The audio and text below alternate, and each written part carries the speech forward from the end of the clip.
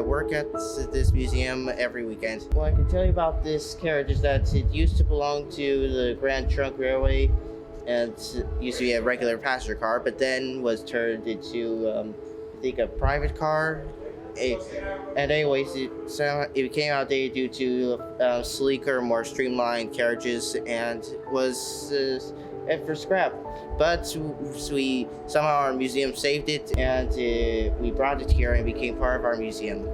Oh, and it used to be painted blue in the early days of the museum, but that was painted back to its original Grand Trunk green.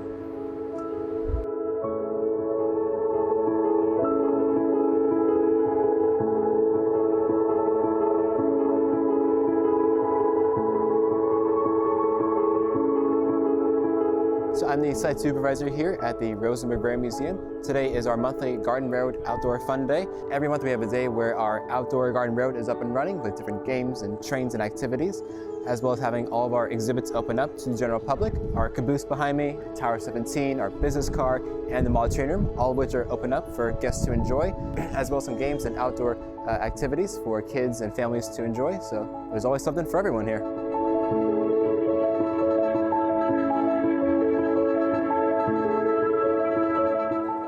This is the layout is Rosenberg the way it would have looked in the 1950s, because at that time Rosenberg was a major passenger junction, because we had the Santa Fe line that runs right through here. The tracks closest to us goes down to Galveston to the south and the east, and up to Fort Worth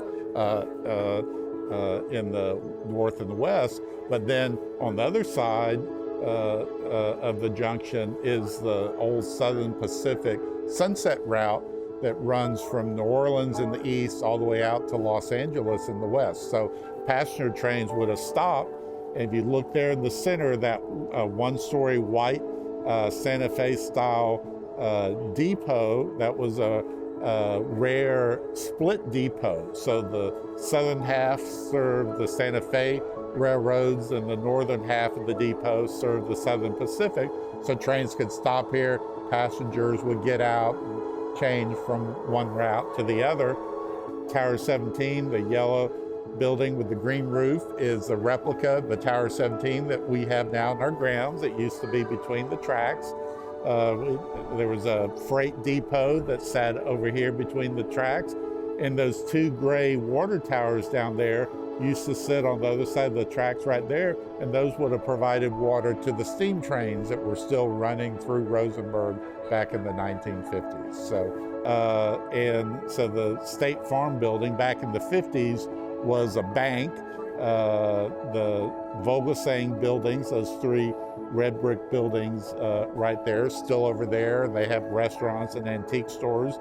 The Ebell House, this green building right here, still exists over here on the west side of downtown Rosenberg. It was the first brick private residence built in Rosenberg back in 1900s.